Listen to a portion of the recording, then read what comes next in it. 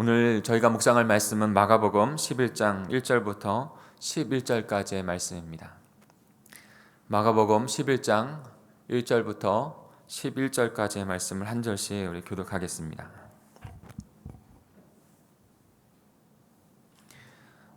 제가 먼저 1절 읽겠습니다. 그들이 예루살렘에 가까이에 곧 올리브 산 근처에 베바게와 베다니 가까이에 이르렀을 때 예수께서 제자 둘을 보내시며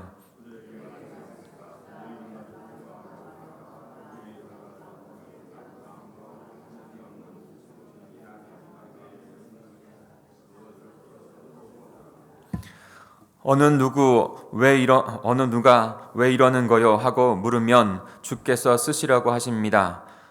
쓰시고 나면 지체 없이 이리로 돌려보내실 것입니다 하고 말하여라.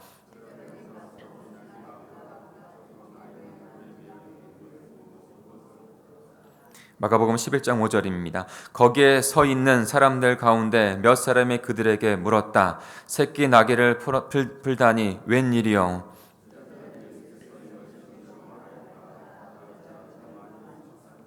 제자들이 새끼 나귀를 예수께로 끌고 와서 자기들의 겉옷을 그 등에 걸쳐 넣으니 예수께서 그 위에 타셨다.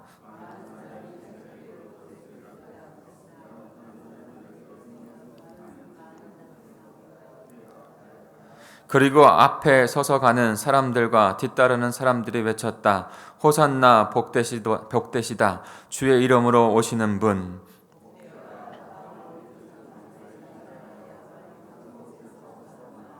같이 읽겠습니다. 예수께서 예루살렘에 이르러 성전에 들어가셨다. 거기에서 모든 것을 둘러보신 뒤에 날이 이미 저물었으므로 12제자와 함께 배단위로 나가셨다. 아멘. 오늘도 한번 다시 쭉 읽어보시면서 어떠한 말씀을 우리에게 귀하게 주시고 계신지 하나님의 본의의 말씀을 깨닫는 귀한 시간 되기를 원합니다. 우리 같이 묵상하겠습니다.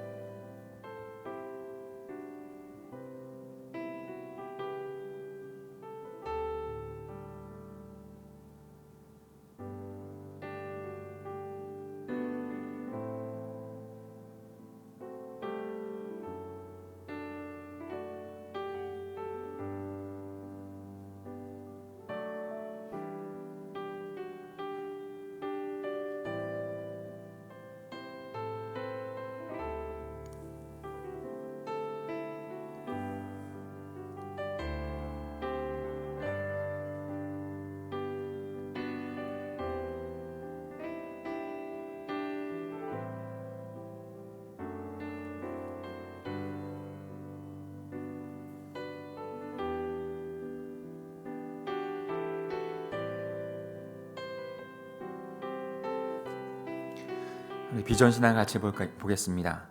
성경의 권위, 성경은 권위 있는 하나님의 말씀의 책임입니다 라는 것이죠. 오직 성경만이 우리를 구원으로 인도하는 하나님께서 주신 유일한 구원의 책인 줄 믿습니다. 데살로니가 전서 2장 13절 함께 읽겠습니다. 시작. 이러므로 우리가 하나님께 끊임없이 감사함은 너희가 우리에게 들은 바 하나님의 말씀을 받을 때 사람의 말로 받지 아니하고 하나님의 말씀으로 받음이니 진실로 그러하도다. 이 말씀이 또한 너희 믿는 자 가운데서 역사하느니라. 아멘. 사람이 아닙니다. 하나님의 말씀만이 남아야 되는 줄 믿습니다. 하나님의 말씀을 가지고 사람을 나타내는 것도 안 됩니다. 오직 하나님의 말씀만이 남아야 합니다. 그러니까 언제나 말씀 맡은 자는 더 조심해야 합니다. 그 말씀 위에 서려고 하는 것, 그 말씀만 남아야 하는데 사람이 남아서는 안 됩니다. 항상 저도 잘 조심하려고 합니다. 그런데 우리는 언제나 그렇게 해야 합니다. 말씀 맡은 자도 그렇고 말씀을 맡아서 성도로서 살아가는 자도 마찬가지예요. 거기에서 하나님의 말씀의 통치 안에만 살아가기를, 내 자신이 그 위에 높여지기를 조심해야 합니다. 오늘 본문은 예루살렘 성으로 입성하시는 예수님을 보여주고 있습니다. 예루살렘 성으로 입성하시는 그분, 그 십자가 부활을 통해서 하나님 나라를 완성하시고 더 완성하시고 하나님 나라의 백성들을 회복하시려고 하는 그 마지막 사역을 이루어 가시기 위해서 입성하시는 것이죠. 오늘 1절부터 2절까지 다시 한번 읽어볼까요? 1절 2절입니다. 시작. 그들이 예루살렘 가까이에 곧 올리브산 근처에 베바게와 베단이 가까이 이르렀을 때 예수께서 제자 둘을 보내시며 그들에게 말씀하셨다. 너희는 맞은편 마을로 가거라. 거기에 들어가서 보면 아직 아무도 탄 적이 없는 새끼 낙이 한 마리가 메어 있을 것이다. 그것을 풀어서 끌고 오너라. 예수님께서 입성하기 전에 한 가지 제자들 둘을 불러서 조금 이상할 수 있는 것을 시키십니다. 예수님이 그렇게 드러내기를 원하신 분이 아니시거든요. 예수님은 그렇게 자신을 드러내기를 원하시는 분이 아니세요. 언제나 필요 그만큼, 때로는 조심스럽게 하나님의 나라를 이루어가려고 굉장히 행보를 한 발 한 발 뒤지시는 분이세요. 그런데 나귀를 타고 입성을 하신다고 말씀하시는 거예요. 나귀를 타고. 근데 그 나귀를 타고 입성하시는 그 장면을 조금 다르게 하시는 그 이유가 분명히 있다는 것이죠. 예수님이 두 제자를 불러서 나귀 새끼 한 마리를 가져오도록 합니다. 우리 3절도 같이 읽어볼까요? 3절입니다. 시작. 어느 때 왜 이러는 거요? 하고 물으면 주께서 쓰시려고 하십니다. 쓰려고 나면 지체 없이 이리로 돌려보내실 것입니다. 하고 말하였다. 네, 예수님께서 나귀를 데려오라고 하고 있고 그 다음에 어느 누군가가 주인이겠죠. 아무래도 주인이 그것을 왜 가져가려고 하느냐라고 말을 할 때 예수님은 그때 이렇게 말을 하라고 합니다. 주께서 쓰시려고 하십니다. 주께서 쓰시려고 하십니다.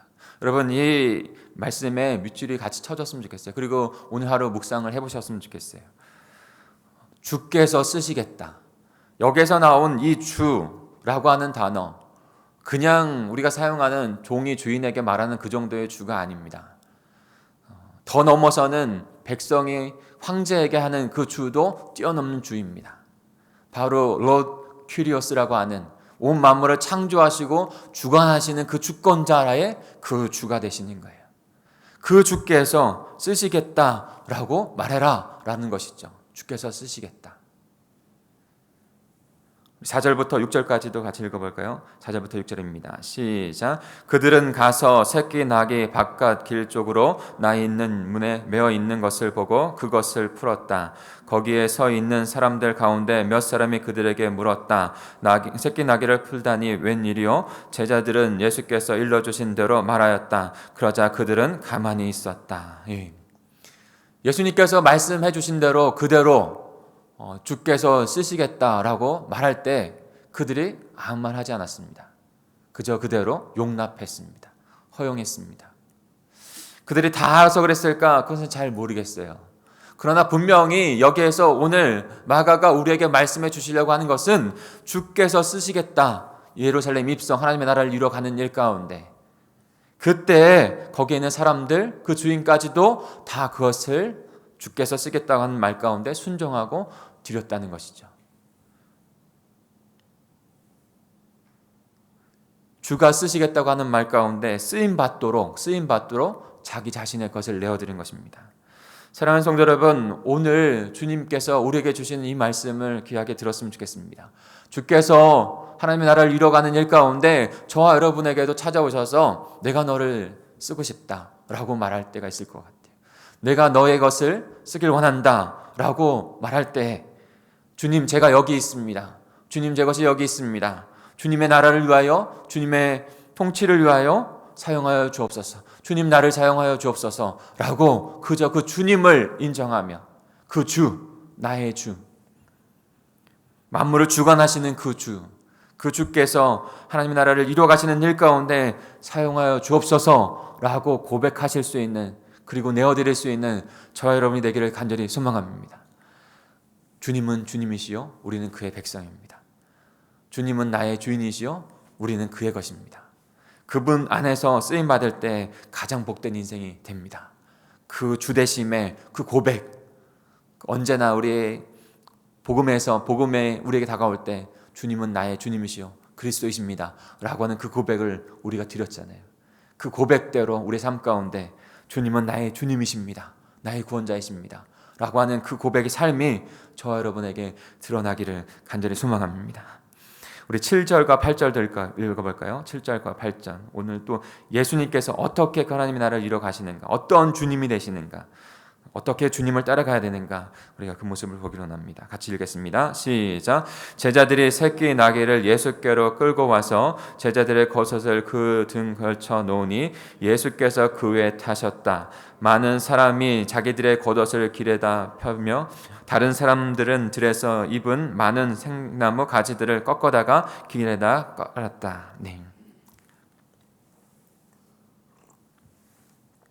그런데 여기서 중요하게 깨달아야 할 예수 그리스도의 모습을 우리는 보게 있는 것이죠. 예수님의 모습은 세상의 왕의 입성이 아닙니다. 분명히 지금 예루살렘 그 성으로 입성하고 있는 장면을 우리에게 보여주려고 하는 거예요. 마가는 다른 복음서도 모두 마찬가지예요. 전능한 왕이시고 만왕의 왕이시고 온 세상을 주권 가지시고 통치하시고 창조하신 분인데 그분이 이제 예루살렘 성으로 다시 입성하는 왕의 모습으로 오고 계시는 것이죠. 전혀 다른 모습으로 입성하고 있는 것을 우리는 분명히 발견해야 됩니다. 그 예수님을 발견하지 못하고 성경을 보면서 기독교인으로서 교회 안에서 세상의 통치의 왕을 찾으려고 하면 안 되는 것이죠. 세상의 왕의 통치를 받으려고 하면 안 되는 것입니다. 그 가운데 그 세상의 왕으로부터 얻는 것을 바라고 있으면 안 되는 것입니다. 예수님이 하나님 나라의 왕으로서 어떻게 입성하고 계시는지, 그분이 어떻게 통치하시는지, 그분의 통치 가운데 우리는 어떻게 그분을 따라가야 되는지 분명히 이 나귀를 타고 입성하시는 예수님을 통해서 우리는 깨달아야 합니다. 황제처럼 거창한 행렬이 아니라 나귀, 새끼 나귀, 그 보잘것없는 그 나귀를 타시고 입성하시는 그분의 모습, 겸손하게 온유하게 하나님 나라의 왕으로 지금 입성하고 계신 모습입니다. 그 어린 나귀를 타고 있는 모습 가운데 마지막 그 겸손의 자리, 그 십자가의 자리까지 가셨던 것이죠. 사랑하는 성도 여러분, 세상의 왕의 모습을 가지고 있는 마인드를 가지고 왔다면 십자가로 걸어갈 수 있었을까요? 걸어가지 못하셨을 거예요. 겸손의 왕의, 하나님 나라의 왕의 모습을 가졌기에 겸손하게 그 십자가까지 걸어가신 것이죠.